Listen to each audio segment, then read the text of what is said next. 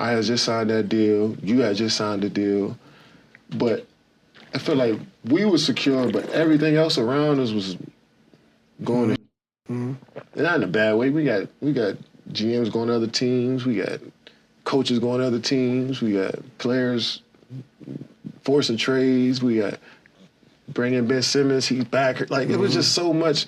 I had just signed that deal. You had just signed the deal. Clarity here, all right? But I feel like we were secure, but everything else around us was going to. So when he says Not in a bad way. We got and it's obviously, again, I didn't take this personally. everything else around us was.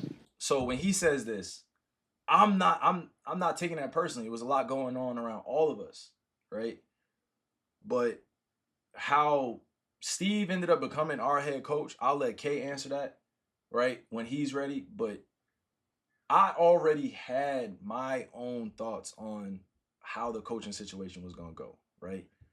I felt like there were other candidates out there that could have definitely been our head coach that had championship experience. I think Steve had championship experience in his own way, in his role that he played in Golden State. But in terms of being a head coach, I had my own thoughts, right? And I'll get into that later in my documentary, but I'm just saying I had my own thoughts.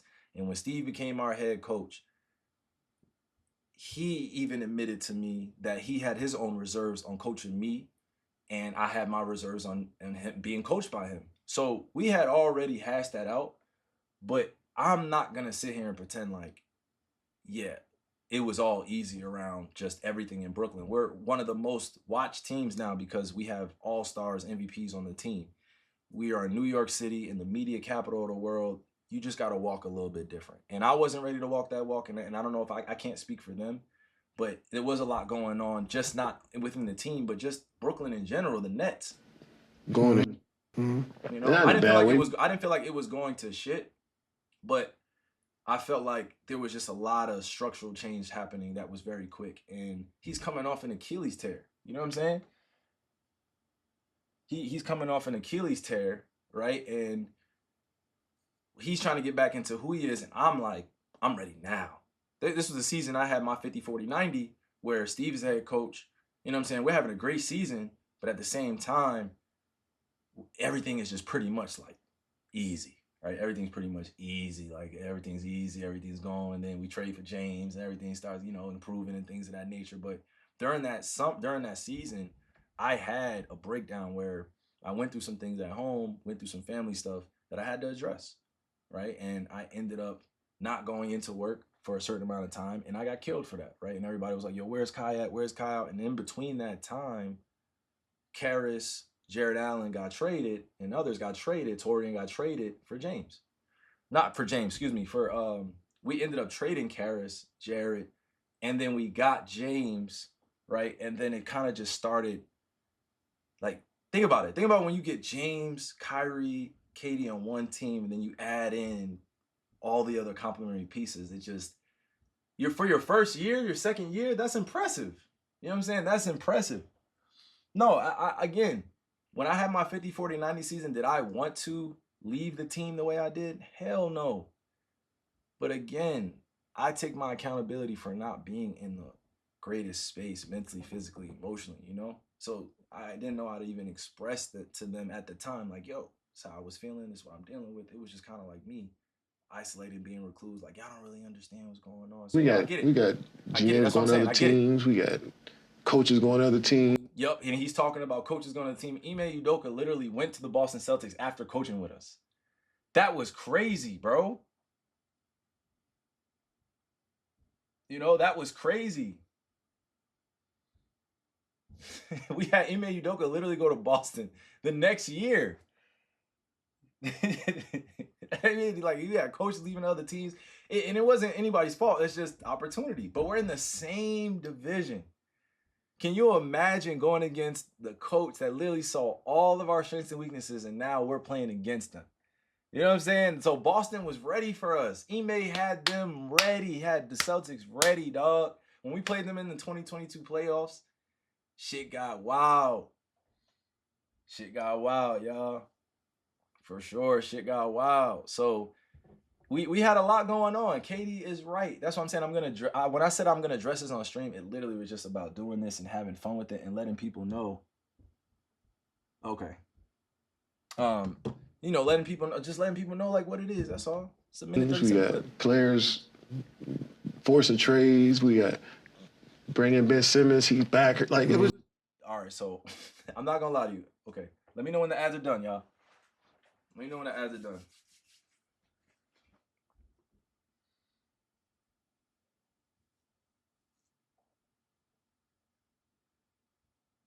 Let me know. Let me know when I'm good. Say we back. Put twisty fingers in the chat. Let me know we back.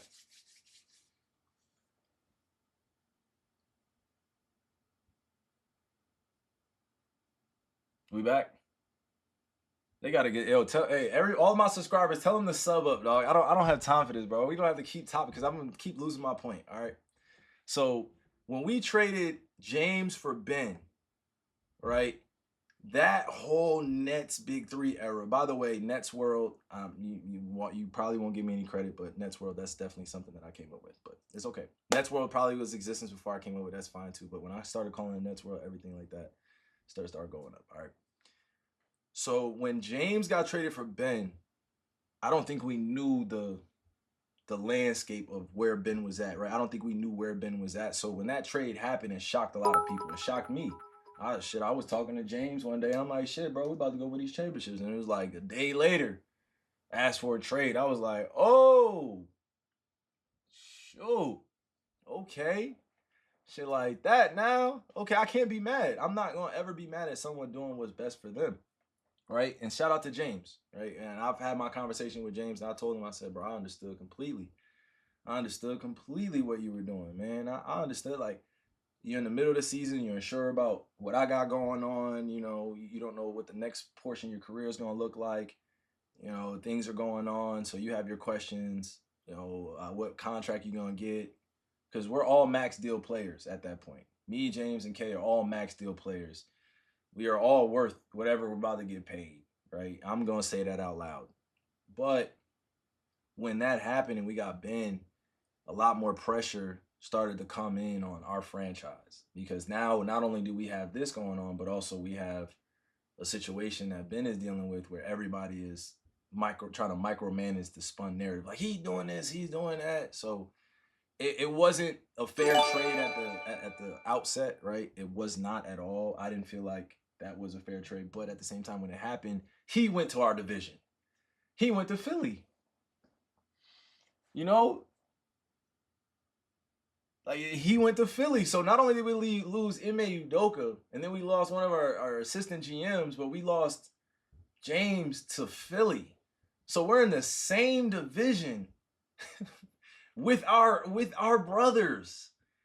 And they know everything that we got going on. So when you spend a season or two with somebody, you're gonna know their habits, you're gonna know their strengths and weaknesses.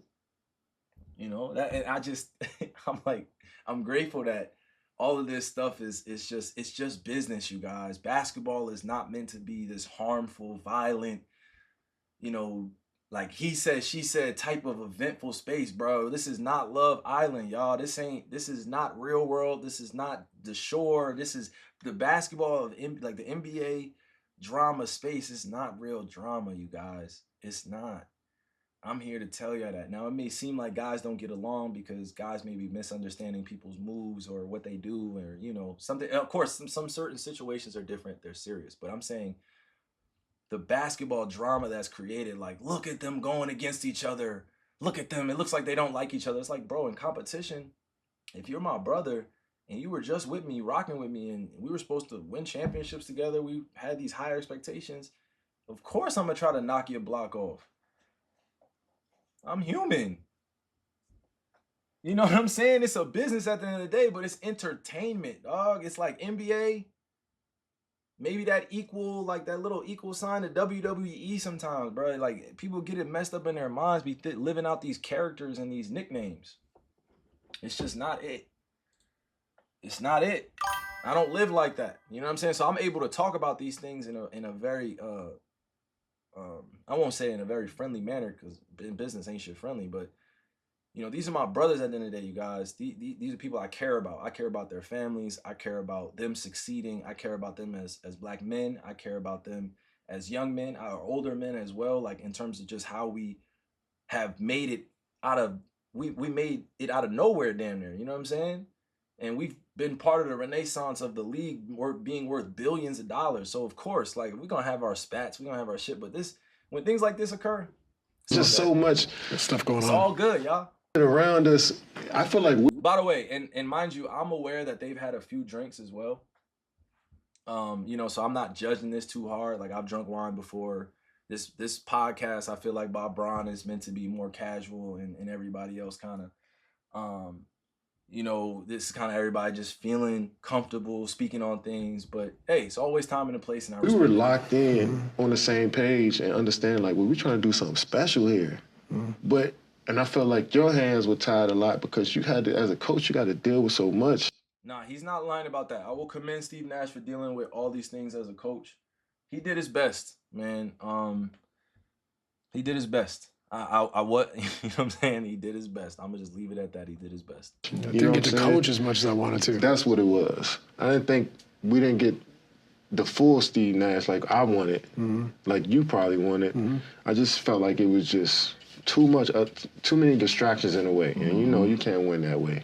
But I felt like we had great intentions, though. I felt like we cared enough. I felt like every day we were trying to push towards winning the champ. It was a great vibe in there. It's some of the best times. That first year, that's why I signed that deal. And that's what I'm saying. Like, I'm glad that he said this, is because that first year that we were all together was really special. It was really special. We had veterans, we had young guys, we had we literally breezed through the regular season. It was so easy. And I gotta give everybody their flowers that was in that locker room, because we really came together at the right time. I get injured, James gets injured in those playoffs. We don't know what could have happened, right? We only played a few games together, all three of us, and we were 13-3, I believe. Right? But it's just sad when we look at these times and they're like, well, this was a failure, without the proper context to how all this ended up happening. It's real people involved in this. It's not for play, right? I say it's entertainment, right? And I'm saying it's a business, but also tied into that, we're real human beings dealing with trying to do something very special that comes with sacrifices that no one will appreciate, except for the people that you in war with, you know what I'm saying? Or you're going to battle with. Things happen, right? Those playoffs, if KD's foot doesn't, hit that line, or if I don't get injured, or if things don't work out differently, maybe we're sitting here multi-time champions, a few of us got MVPs, I got an MVP, things work out. Of course, we could play the hypotheticals, but dealing with fact, it was a tough environment for all of us. I will say that. It was a tough environment. It wasn't just for them. It was for me too. First year, I had some of the most fun ball I had playing my whole life. I enjoyed it. I enjoyed Brooklyn a lot. I love playing for Brooklyn, but it's just so much stuff happened around. And I pray that one day, right, we all get to sit down, and I hope it's for my documentary, then we get to talk about this time more openly, because I think even as I watch Bron sit there, he knows that a lot of this stuff was happening, but also him being in LA, he had his own thing going too. So this is giving him clarity on what happened, but it's also coming from just KD and Steve, and there were a lot of parties involved in this. And some of the other parties that are involved probably won't ever speak on it, but eventually I will. Around the guys that were committed to the situation. I felt like we were committed, but everybody else wasn't. It just was weird. This was the part where I honestly looked at it and I was like, when he said this, emotionally I was like, okay, we're all committed to the goal at the end of the day, but sometimes not everybody's gonna follow what you want them to do. I wish I had my soundboard for this, but not everybody's gonna do what you want them to do, and I've had to accept that as a human being and as a leader. Not everybody's gonna do what you want them to do. Not everybody's gonna be committed the way you want them to be committed, right? And it's not like Kay has asked me for this, but it's like I asked for this commitment before I committed to Brooklyn from him, which was a beautiful thing. I'm like, yo, let's commit to this thing. We could build up Brooklyn. We could really put Brooklyn on the map. Nobody's really thinking about Brooklyn. But when he said that, I'm like, bro, Steve wasn't even in the play yet. But this is your man's. This is your man, so I gotta support that. This is your man's cool. You want him, cool. You like Steve, I love Steve. You know what I'm saying? Cool. As a younger brother, I'm like, okay, I don't care. That's fine. You want Steve to coach, that's fine. But when you're committed to the same goal and then a year changes things and then things going behind the scenes, like, come on. But everybody else wasn't. It just was weird. Yeah, it was weird timing, bro. It was weird for everybody. It was weird for everybody, y'all. You know, and that's what I'm grateful that I've been able to gather all the information and yeah. Okay. Yeah. So again, I gave you guys certain details of what was going on. We watched the clip. That's all I wanted to address on that. All right. Guys, I didn't address this just to be clipped up a bunch of times and this to be misconstrued, misunderstood. Okay. I was just speaking objectively and what happened from my vantage point and how that happened, and also giving you guys the context that will be coming out down the line. Right? There are so many things that were missed during that time that I'm always gonna reflect on and look at it as if, you know, it gave me an ample opportunity to come and be truthful, but while also making sure I'm protecting all those that were involved. Again, I'm not shooting shots at anybody. I'm not ever going to try to put anyone else down. I'll just always will try to big up my brothers and sisters and do it in the best way I know how and talk factually, but also, you know, again, give you guys the behind the scenes while also preparing you for what's coming. If that makes sense. All right. Hold on. Give me 1 second.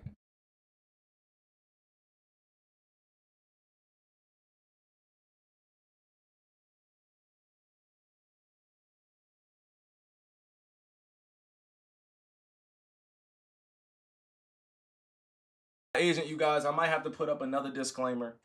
Okay. Shout out to my agent. She said that I'm revealing too much to you guys, so I have to respect her wishes. You know what I'm saying? Because we do have projects that are coming out. So I can reason with you guys and understanding that,